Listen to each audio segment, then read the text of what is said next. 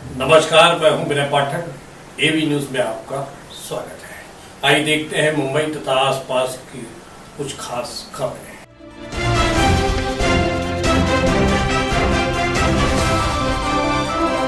मुंबई कांग्रेसी नेता और पूर्व केंद्रीय मंत्री जितिन प्रसाद को कांग्रेस छोड़ भारतीय जनता पार्टी भाजपा का दामन थाम लिया है। उत्तर प्रदेश विधानसभा चुनाव से पहले कांग्रेस के लिए इसे एक बड़े झटके के रूप में देखा जा रहा है। केंद्रीय मंत्री पीयूष गोयल और भाजपा सांसद अनिल बलूनी की मौजूदगी में प्रसाद ने यहां पार्टी मुख्यालय में आयोजित एक संवाददाता सम्मेलन के दौरान भाजपा की सदस्यता ग्रहण की।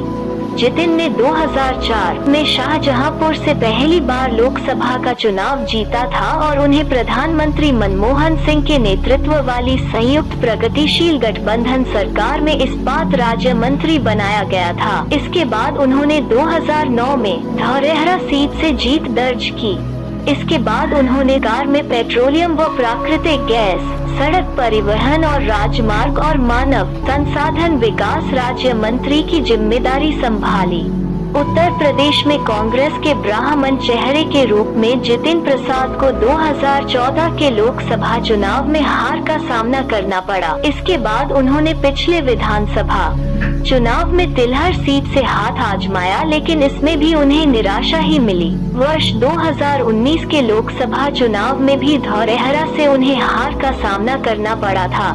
इस प्रकार लगातार 3 पराजय का सामना करना पड़ा है। लेकिन अब बीजेपी मान रही है जितिन प्रसाद बीजेपी में ब्राह्मण चेहरे के रूप में अपनी पहचान बनाएंगे। अगर सही मायनों में देखा जाए तो बीजेपी में कई ब्राह्मण नेता हैं, लेकिन सब सत्ता के मद में मशगूल हैं। कोई भी धरातल पर उतरकर ब्राह्मण समाज को एकजुट करते नजर नहीं आता। अभी तक उत्तर प्रदेश में दिखाई नहीं दिया है। शायद बीजेपी इस बात को समझ रही है और जिसके चलते ही जितिन प्रसाद को एक रणनीति के तहत बीजेपी प्रयोग करना चाहती है।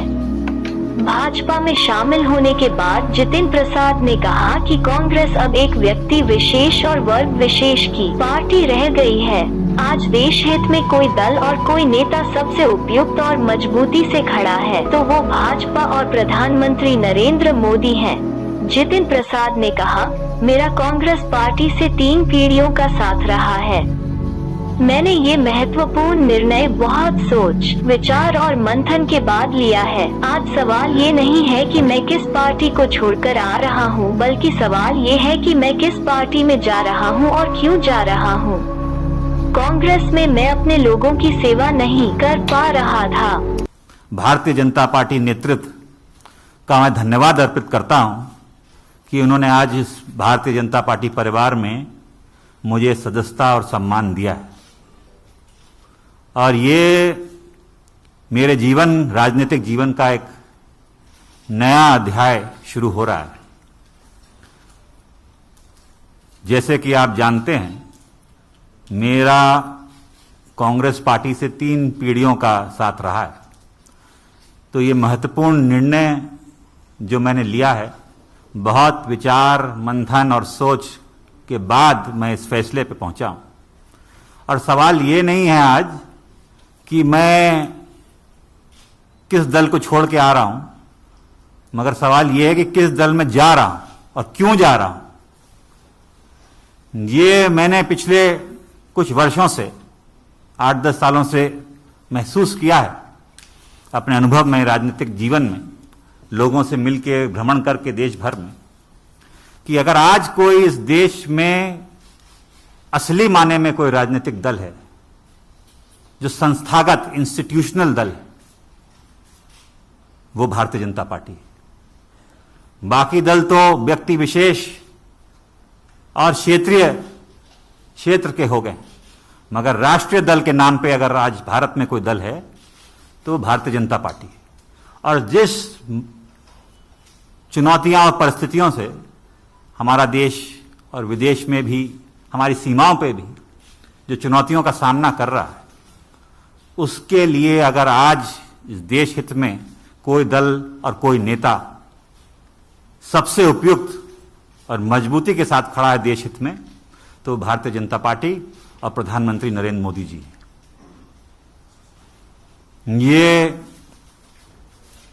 जो दशक है, ये भी मैंने एक वक्तव्य सुना था प्रधानमंत्री जी का, निर्णायक होगा भारत के लिए और आने वाली पीढ़ियों के लिए। भारत विश्व पटल पे क्या भूमिका निभाएगा वो यहां सरकार तय करेगी और नेतृत्व तय करेगा। और प्रधानमंत्री जी रात दिन भारत की सेवा में निस्वार्थ लगे हुए हैं। हम देखते आए हैं, हमने चुनौतियों का सामना भी किया, जनता ने हमें दरकिनार भी किया है, तो हम जानते हैं कि उनके प्रति देश की भावना क्या है प्रधानमंत्री जी के प्रति।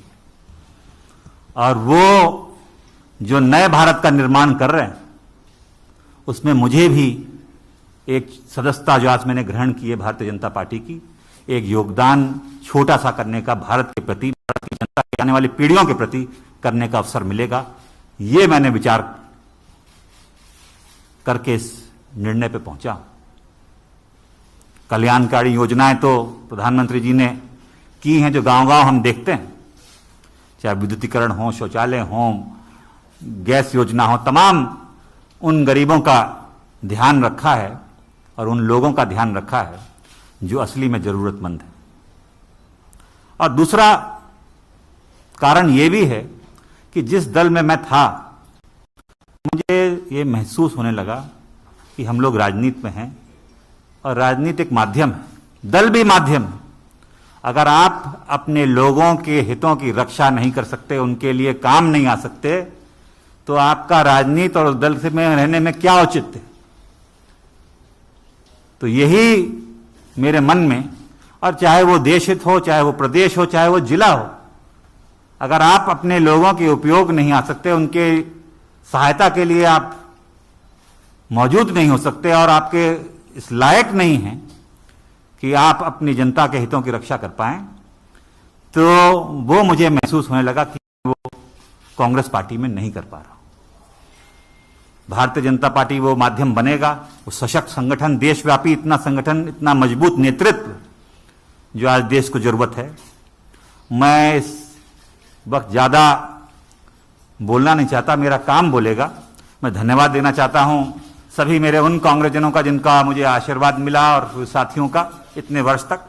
मगर अब मैं समर्पित एक, गोयल जी आप सब जानते हैं, आपका धन्यवाद दूंगा। एक कार्यकर्ता के रूप में भारतीय जनता पार्टी के मैं कार्य करूंगा और वही उद्देश्य, सबका विकास और सबका साथ, जो उद्देश्य है एक भारत और श्रेष्ठ भारत का, वो लेके एक कार्यकर्ता के रूप में मैं काम करूंगा। टीवी न्यूज में अभी तक का सफर करते हैं समाप्त।